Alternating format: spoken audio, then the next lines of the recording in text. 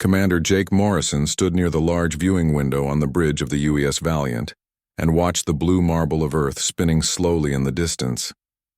5 years had passed since humanity joined the Galaxy Council, and those 5 years had been nothing short of miraculous. He remembered the day when the massive alien ships appeared in Earth's orbit, and how the entire planet held its breath waiting to see if this was an invasion, or something else entirely. It turned out to be something else, and something wonderful.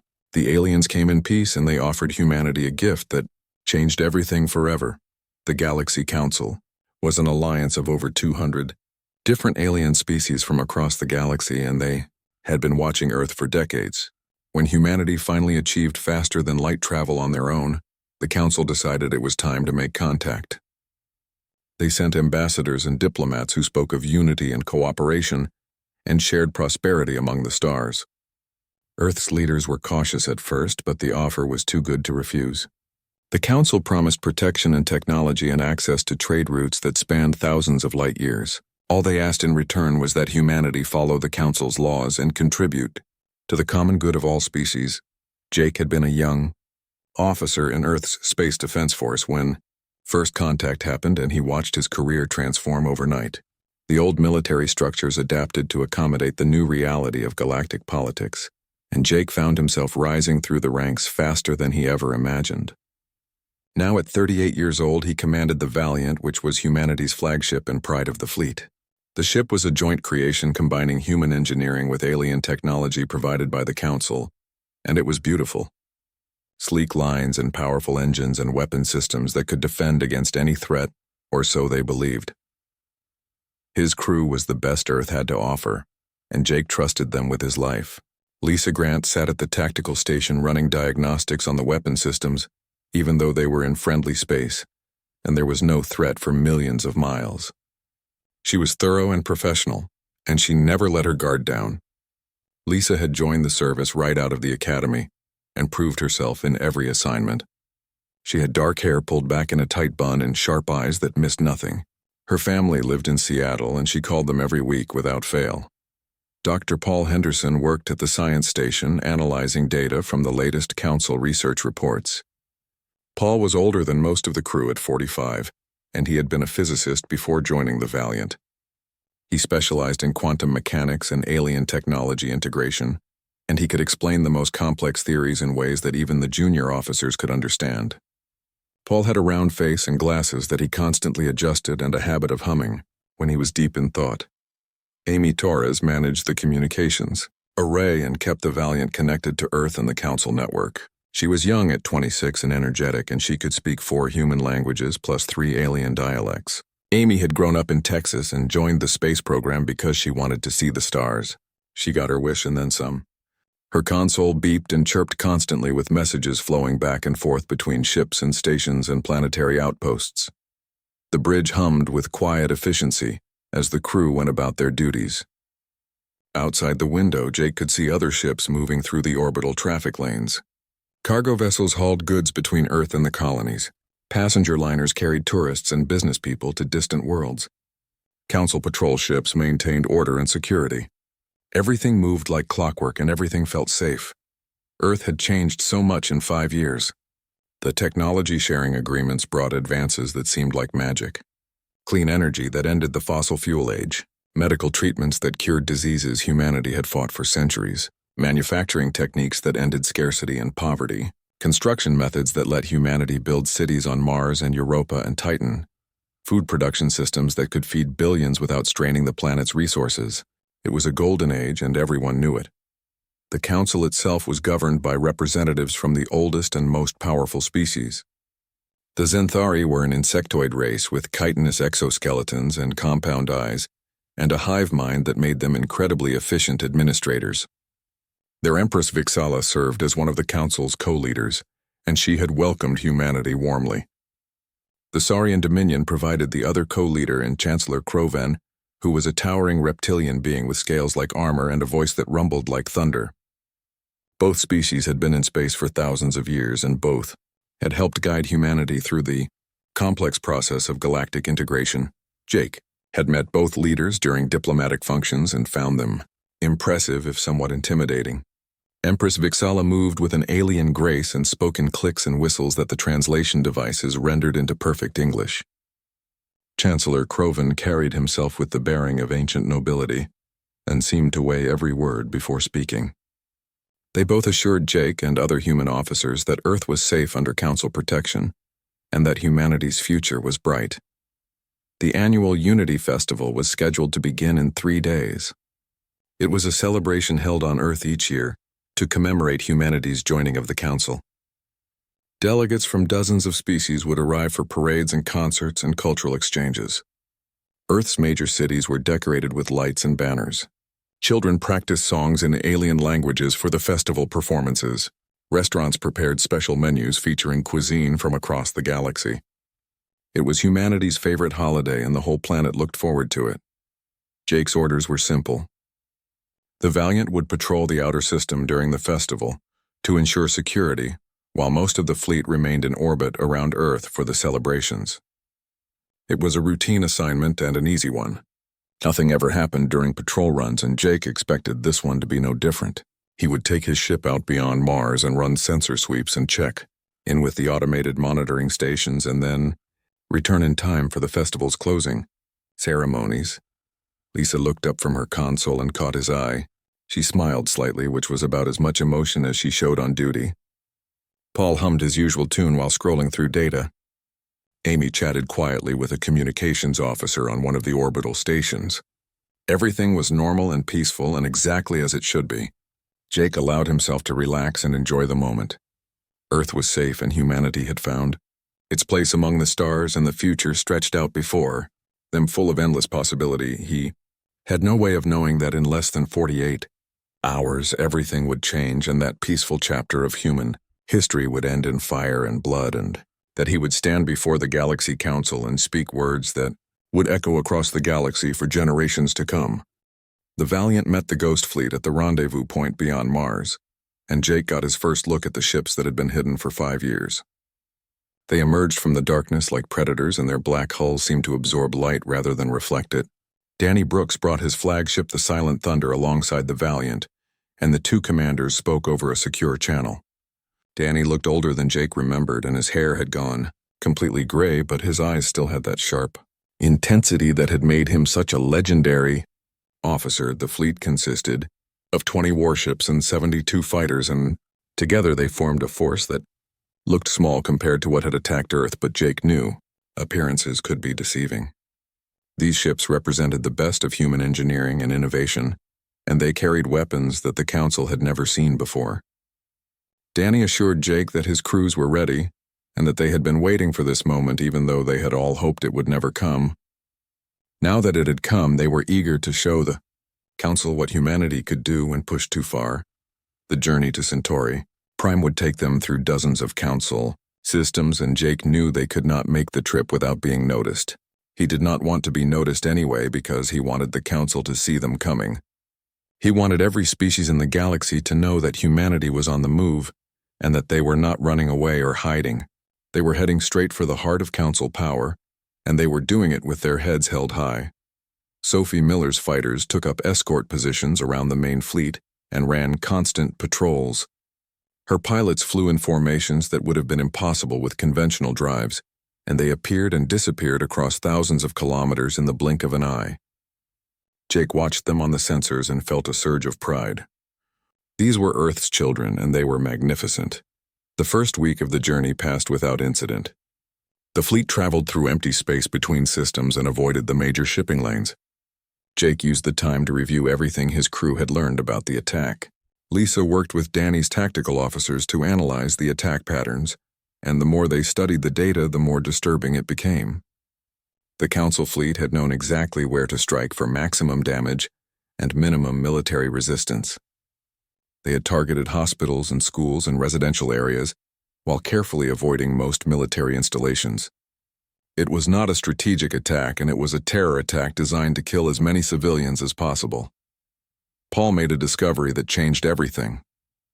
He was going through the communication logs from the moments before the attack and found something that had been missed in the chaos.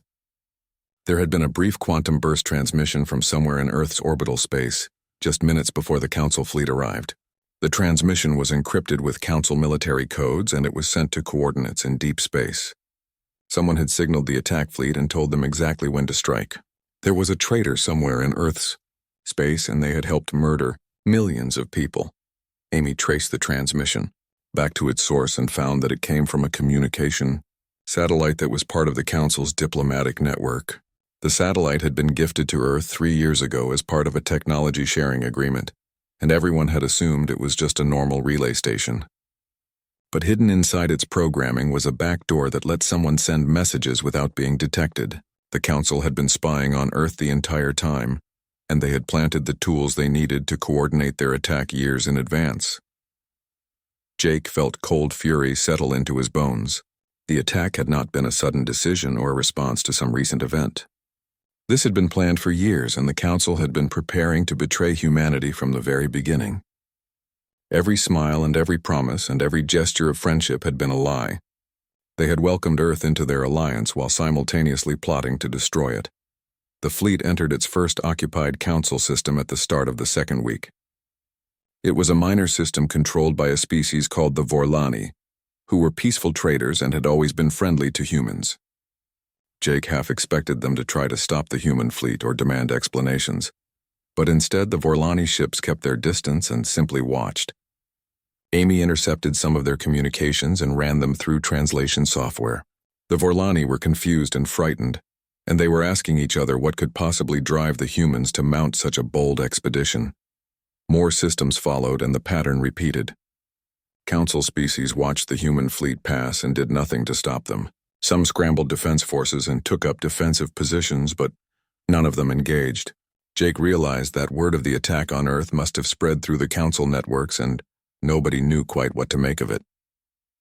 The official story from Council leadership was probably very different from what had actually happened, and now here came a human battle group heading straight for Centauri Prime and forcing everyone to choose sides. Danny reported that his sensor operators were picking up increased quantum communication traffic throughout the region. The Council leadership was clearly aware of the human fleet, and they were coordinating some kind of response. Jake expected them to try to stop the fleet with force at some point, but so far nothing had materialized. Perhaps they were unsure of what humanity was capable of now, or perhaps they were still trying to decide how to handle the situation. Either way, Jake was not going to slow down or change course.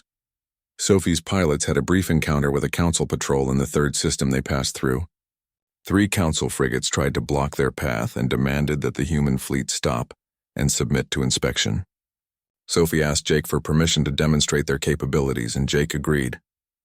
Her fighter's phase shifted directly through the Council formation and appeared on the other side before the alien ships could even react.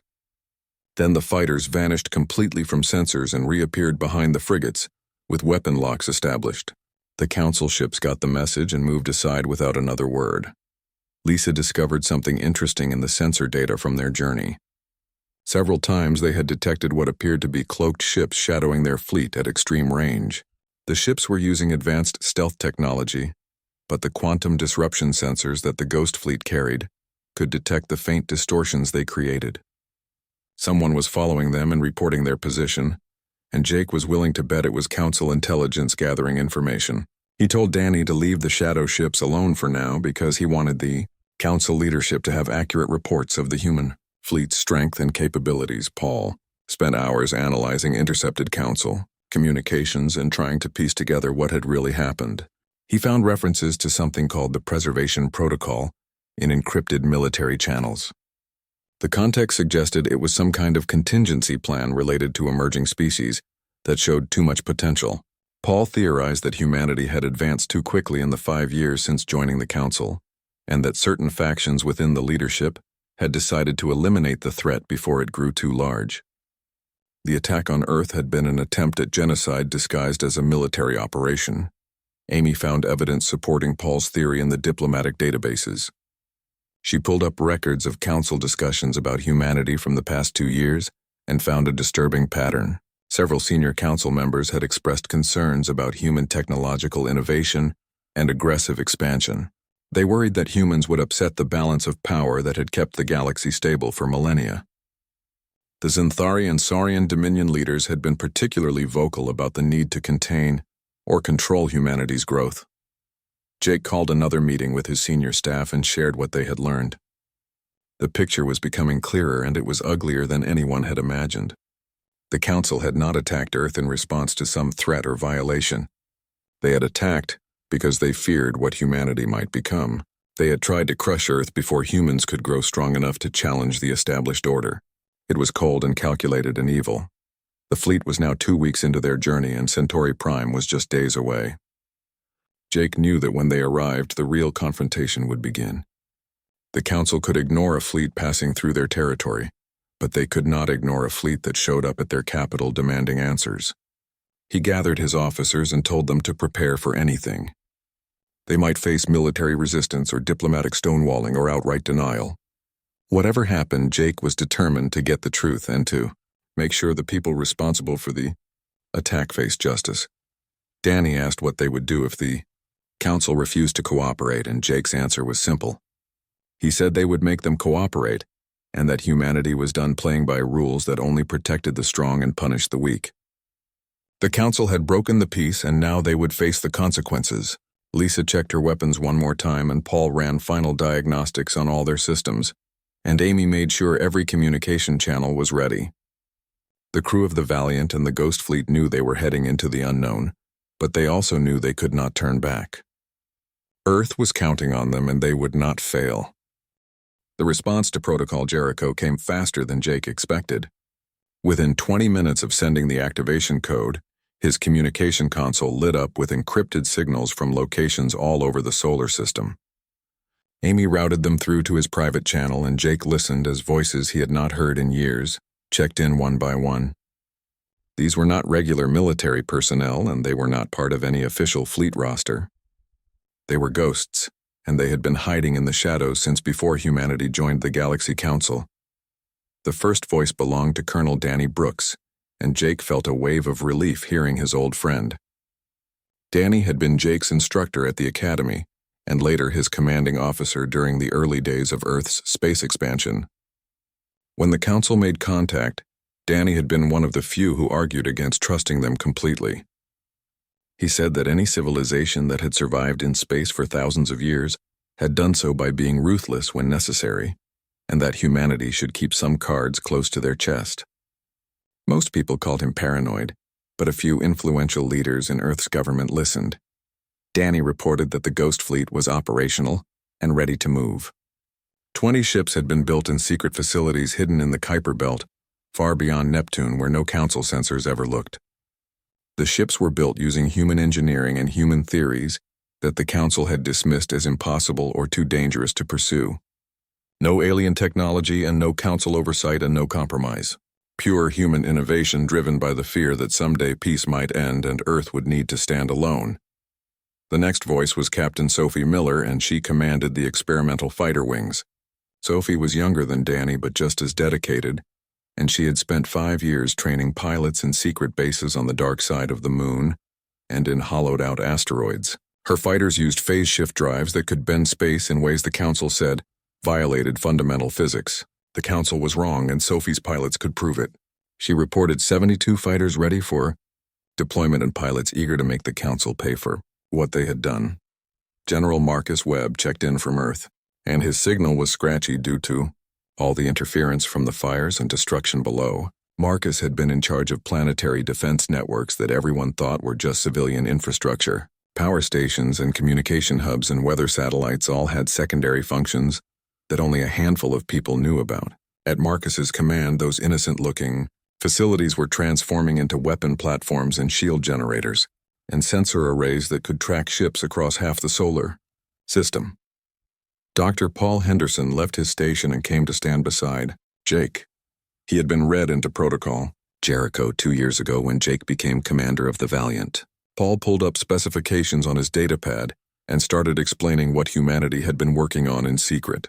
The Council had shared a lot of technology, but they had also forbidden certain fields of research. They said some technologies were too dangerous and could destabilize the galactic balance of power.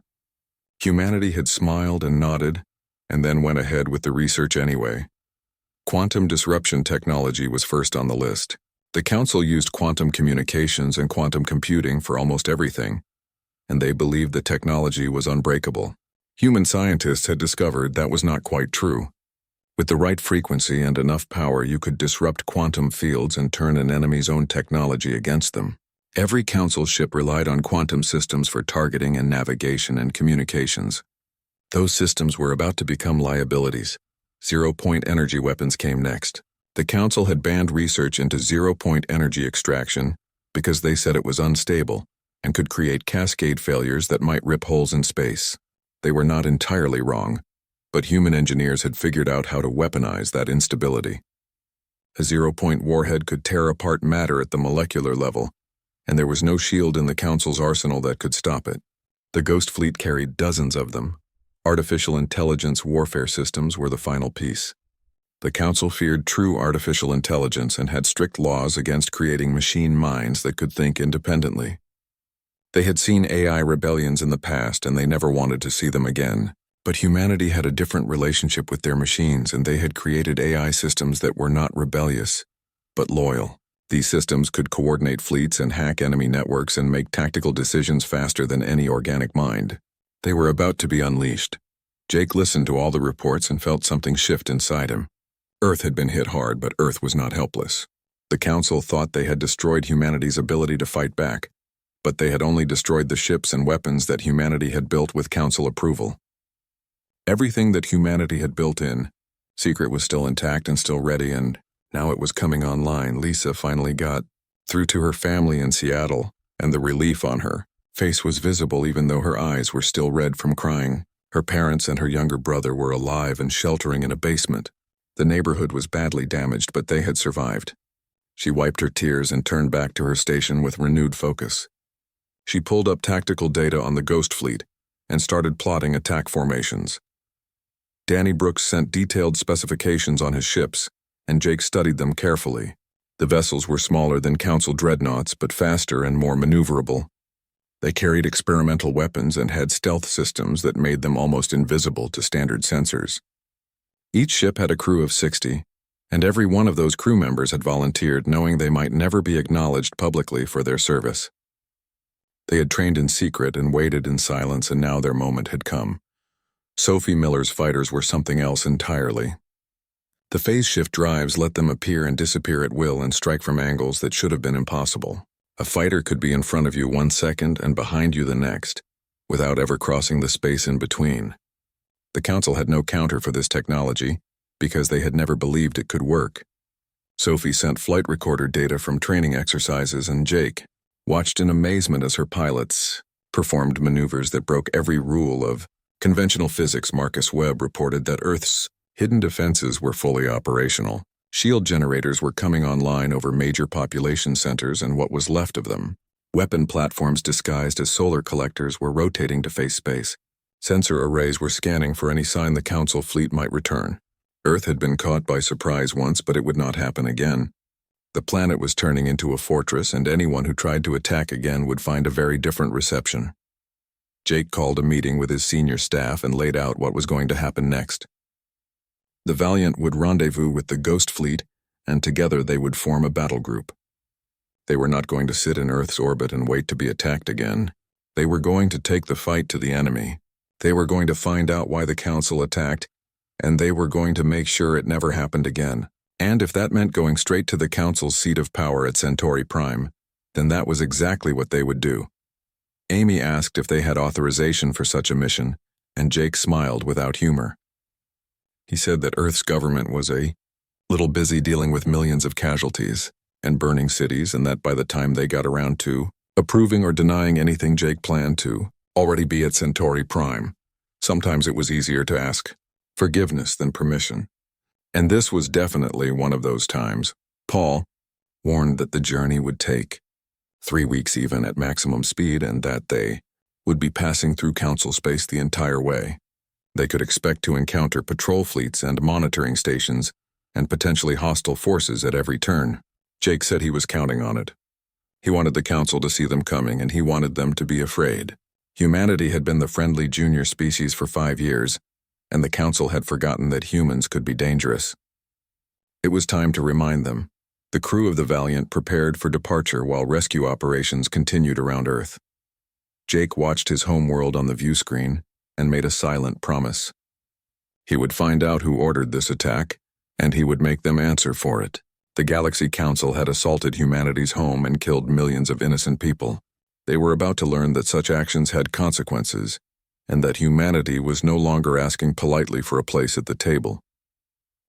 Centauri Prime appeared on the view screen like a jewel hanging in space, and Jake felt his heart rate quicken as the fleet approached. The station was massive and easily 10 times the size of anything humanity had ever built. It housed representatives from 200 species and contained chambers and offices and living quarters for thousands of diplomats and staff. The station orbited a blue giant star, and its surface gleamed with lights from 1,000,000 windows. This was the seat of galactic power, and the place where decisions affecting trillions of lives were made every single day. The human fleet emerged from faster than light travel at the edge of the system, and immediately every sensor on Centauri Prime locked onto them. Amy's console erupted with incoming hails and demands and warnings, all coming at once from different council security forces. She filtered through the noise and found the main command frequency, where a Centauri officer was ordering them to halt and state their intentions. Jake told her to ignore the hails for now and to keep the channel open but do not respond yet. He wanted the council to sweat a little while they figured out what to do. Danny Brooks positioned the Ghost Fleet in a sphere formation around the Valiant, with Sophie Miller's fighters forming an outer screen. The formation was both defensive and aggressive, and it sent a clear message that the humans were ready for a fight if one came. Jake ordered weapon systems to come online but told Lisa not to target anything specific yet. He wanted every ship on that station to know the human fleet was armed and prepared, but not actively threatening unless provoked. The Council's response came faster than expected. A dozen defense platforms that ringed the station powered up their weapons, and several Council warships that had been docked began emergency departure procedures. But Jake noticed something interesting in their movements. The ships were not forming an attack formation, and instead they were taking up purely defensive positions between the human fleet and the station. They were scared, and that told Jake everything he needed to know about how much the attack on Earth had shaken the Council leadership. Chancellor Croven's face appeared on the main view screen, and his reptilian features twisted, in what might have been anger or fear or both. His voice came through the translation system as a deep rumble, and he demanded that Jake explain this hostile act of bringing a military fleet to Centauri Prime without authorization.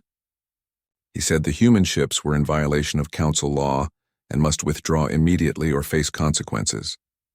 Jake felt a flash of rage at the sheer audacity of the words, but he kept his voice calm and cold when he responded.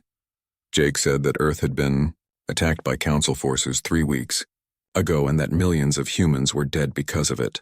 He said that he was here to get answers about why the attack happened and who ordered it, and that he was not leaving until he got those answers. He said that if the Council wanted to discuss violations of law, then they could start by explaining how an unprovoked assault on a member world fit into their precious legal framework. Croven's expression darkened, but before he could respond, the channel was cut from his end. Empress Vixala appeared next, and her insectoid features were harder to read than Croven's, but her clicking voice sounded strained. She said that there had been a terrible misunderstanding, and that the Council had received intelligence suggesting Earth was developing weapons in violation of treaty agreements. She claimed the military action was a proportional response to a legitimate security threat, and that humanity should not have been researching forbidden technologies. Her words sounded rehearsed, and Jake knew he was hearing the official cover story they had prepared. Lisa pulled up the data Paul had compiled about the preservation protocol and sent it to Jake's console. He looked at the evidence of years of planning and preparation, and the communications between Council leaders discussing the need to eliminate humanity before they became too powerful. This was not a response to any recent intelligence, and this was a premeditated attack that had been in the works since before Earth even joined the Council. Jake decided it was time to stop playing diplomatic games. He told Vixala that he had intercepted Council communications and knew about the preservation protocol. He said he knew the attack had been planned for years, and that the Council leadership had been preparing to betray humanity from the very beginning. He said that the excuse about forbidden weapons was a lie designed to justify genocide, and that everyone in the galaxy would soon know the truth. Vixala's mandibles clicked rapidly in what Jake recognized as a sign of extreme agitation, and the communication channel went silent. Sophie reported that Council ships were moving into new positions and that more vessels were emerging from the station's docking bays. The defense fleet was growing but still not taking any overtly hostile actions. Jake told Danny to have the Ghost Fleet adjust their formation to maintain firing solutions on every Council ship, but to hold fire unless fired upon first. The tension in the space around Centauri Prime was thick enough to cut with a knife, and everyone knew that one wrong move could trigger a battle that would be felt across the galaxy. Paul detected a massive surge in quantum communications emanating from the station, and he said it looked like an emergency session was being convened. The Council representatives were all being summoned to the Grand Chamber for an immediate meeting, and the topic was almost certainly the human fleet sitting on their doorstep. Amy intercepted fragments of the communications and heard Council members arguing about what to do. Some wanted to attack the humans immediately, while others urged caution, and still others seemed genuinely confused about what was happening. Jake made a decision that would either end this peacefully or start a war that nobody wanted. He told Amy to broadcast on all Council frequencies and to make sure every species could hear what he was about to say. When she confirmed the channel was open, Jake spoke clearly and deliberately. He said that Commander Jake Morrison of Earth was requesting immediate audience with the full Council, not as a supplicant, but as the representative of a people who had been wronged. He said that humanity deserved answers and justice, and that he would get both one way or another. The response was chaos. Dozens of voices started talking at once on different channels and arguing about protocol and procedure, and whether humans even had the right to demand anything. Some Council members seemed outraged at Jake's tone, while others sounded frightened or uncertain. The argument continued for several minutes until a new voice cut through the noise with authority that silenced everyone else. It belonged to Ambassador Tresh of the Corvani Collective, and he was known as one of the oldest and most respected diplomats in the Council. Tresh said that the humans had every right to seek answers about an attack on their home world, and that denying them a hearing would only make the Council look guilty. He said that if the attack was truly justified, then the Council should have no problem explaining their reasoning in an open session. His words carried weight because the Corvani had been part of the Council for over 5,000 years, and their neutrality and wisdom were legendary. Other voices began to agree with Tresh, and slowly the tide of opinion shifted. Chancellor Croven reappeared on the view screen, looking like he had just bitten into something sour. He said that the Council would grant Jake Morrison emergency session rights and allow him to address the full assembly. However, he added that Jake would be allowed to bring only a small delegation aboard the station, and that his fleet must remain at their current position. Any aggressive moves would be met with immediate military response. Jake agreed to the terms because getting inside that chamber was exactly what he wanted.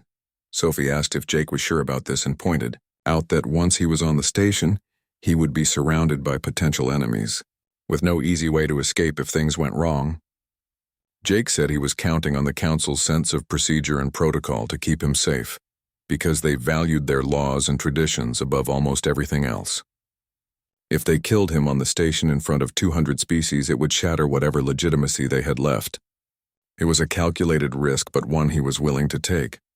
Jake chose Lisa and Paul and Amy to accompany him to the station. He told Danny to maintain the fleet's position and to be ready for anything. If the Council tried anything treacherous, Danny was authorized to use whatever force necessary to extract Jake and his team. Sophie would keep her fighters on high alert and ready to phase shift into the station itself if needed. The plan was dangerous, but Jake could not see any other way forward that did not involve a shooting war. A Council shuttle arrived to transport the human delegation to the station, and Jake noticed it was unarmed and flying, with all weapon systems powered down. It was a gesture of good faith, or at least an attempt to appear peaceful. The four humans boarded the shuttle and began the short journey to Centauri Prime's main docking bay. Jake looked back at the Valiant one more time and hoped he would see his ship again. Then he turned forward and prepared himself for what was coming next. The docking bay was enormous and filled with ships from across the galaxy. The shuttle landed on a platform designated for diplomatic arrivals, and the doors opened to reveal an honor guard of Council security forces. They were armed but kept their weapons lowered, and their body language suggested they were more nervous than threatening. A Corvani diplomat stepped forward and introduced himself as Assistant Ambassador Kelth. He would be escorting the humans to the Grand Chamber and ensuring their safety during the session. Jake and his team followed Kelth through corridors that were sized for beings much larger than humans. The walls were decorated with art and symbols from hundreds of different cultures, and the air smelled of 1,000 different atmospheres mixed together by the station's life support systems. They passed other diplomats and staff who stopped to stare at the humans with expressions ranging from curiosity to hostility. Word had clearly spread about why they were here. The doors to the Grand Chamber stood 3 stories tall and were made from a metal that seemed to shift colors in the light. Kelth paused before opening them and told Jake that he was about to address the most powerful assembly in the known galaxy. He said that what happened in the next hour would determine the future of human and council relations for generations to come. Jake nodded and said he understood the stakes. Then Kelth opened the doors and Jake Morrison walked into the chamber to face the Galaxy Council and demand justice for his fallen world. The alarm started screaming at 0347 hours Earth Standard Time, and Jake Morrison bolted awake in his quarters. His training kicked in before his mind fully processed what was happening, and he was already pulling on his uniform when Amy's voice came through the ship's intercom. Her usual cheerful tone was gone and replaced with something Jake had never heard from her before, which was pure terror. She said that Lunabase was reporting multiple slip space signatures near Earth's moon and that Admiral Helen Carter was calling all ships to battle stations. Jake ran to the bridge while pulling on his boots and nearly collided with Lisa, who was coming from the opposite direction. Her face was pale and her hands were already moving to check her sidearm, even though they were still on their own ship. Paul was right behind them, clutching a data pad and muttering numbers under his breath like he always did when he was trying to make sense of something that did not add up. The bridge doors opened and the 3 of them rushed to their stations while the night crew scrambled to hand over controls. The main view screen flickered to life and showed them what the sensors were detecting. Jake felt his blood turn to ice. Dozens of ships were emerging from slip space, and they were not small vessels or cargo haulers or anything that belonged in Earth's space without clearance. These were warships and big ones. He recognized the designs from the Council fleet databases. Centauri dreadnoughts with their distinctive organic curves and weapon pods, Saurian battlecruisers bristling with railguns and missile batteries, smaller frigates and destroyers from at least 6 other Council species, all bearing the official Council military insignia. Amy was already trying to hail them on all frequencies and demanding to know their purpose in Earth space. The protocol was clear, and any military vessels entering a member world's territory had to announce themselves and provide authorization codes. But there was no response and just empty static on every channel. Lisa pulled up the tactical display and started counting ships. She stopped at 40 and her voice cracked when she reported the number. 40 warships in battle formation and all of them moving toward Earth. Jake opened a channel to Lunabase and Admiral Helen Carter's face appeared on screen. She was a veteran of 30 years in space and Jake had never seen her look worried before, but now her expression was grim. She said that she was tracking the fleet and had already scrambled every defense platform and ship in range, but that they were outnumbered 5-1. She ordered the Valiant to return to Earth immediately and to prepare for combat. Jake acknowledged the order and told his crew to plot the fastest course back home. The Valiant's engines roared to life and the ship leaped forward, but they were too far out in the system. Even at maximum speed, it would take them nearly an hour to reach Earth, and Jake knew in his gut that an hour might as well be forever. He watched the tactical display and prayed that the Council fleet would stop, and that this was some kind of mistake or misunderstanding or training exercise that went wrong. But deep down he already knew the truth. The first shots were fired at 0351 hours. The Council fleet opened up with everything they had and targeted Earth's orbital defense platforms. The platforms were tough and had shields and point defense systems, but they were designed to fight off pirates and raiders, not a full military armada. One by one, they started going dark on the tactical display. Amy was receiving distress calls from the platform crews and her hands shook as she tried to coordinate rescue efforts that could not possibly reach them in time. Then the Council fleet moved past the shattered defense line and began firing on Earth itself. Jake watched in horror as the tactical display lit up with impact markers. New York was hit first, and then Tokyo and London and Mumbai and Beijing and a dozen other cities in the span of minutes. The weapons were surgical and precise and targeted population centers and infrastructure nodes with terrifying accuracy. These were not warning shots, and this was not an attempt to disable or capture anything. This was extermination. Lisa was shouting coordinates and firing solutions even though they were still 30 minutes away from weapons range. Paul was analyzing the attack patterns, and his face had gone from pale to gray. He said that the targeting data was too accurate, and that the Council fleet knew exactly where to hit for maximum damage. Someone had given them detailed maps of Earth's cities and defenses, and the only way they could have those maps was if they got them from the Council's own diplomatic databases that Earth had shared in good faith. The bombardment continued for 47 minutes. Jake counted every second and felt each one like a knife in his chest. The Valiant and every other human ship in range raced toward Earth, but they were too far and too slow and too few. By the time Jake's ship entered weapons range, the Council fleet was already retreating. They pulled back in perfect formation and vanished into slipspace as quickly as they had arrived. They left no explanation and no demands and no communication of any kind. Earth's orbital space was filled with debris and wreckage and the scattered remains of defense platforms. The planet itself was burning. Jake could see the fires from orbit and massive plumes of smoke rising into the atmosphere. Amy's console was going crazy with emergency broadcasts and distress calls and casualty reports. The numbers kept climbing, and they were numbers so large that Jake's mind could not process them. Millions dead and millions more injured, and entire cities reduced to rubble. Admiral Carter's face appeared on screen again, and she looked like she had aged 10 years in the last hour. She was organizing rescue and recovery operations and trying to coordinate with ground forces to assess the damage. She told Jake to join the relief effort and to prepare his crew for search and rescue missions. Her voice was steady, but Jake could hear the fury underneath it, and the absolute bewilderment at what had just happened. Lisa was staring at her console with tears running down her face. She was trying to contact her family in Seattle, but the communication networks were overloaded and damaged, and she could not get through. Paul sat frozen at his station looking at data he could not believe. Amy was sobbing quietly while she worked and routing emergency calls and doing her job even as her world fell apart. Jake stood in the center of his bridge and looked at Earth burning below him. 5 years of peace and cooperation and friendship had been shattered in less than an hour.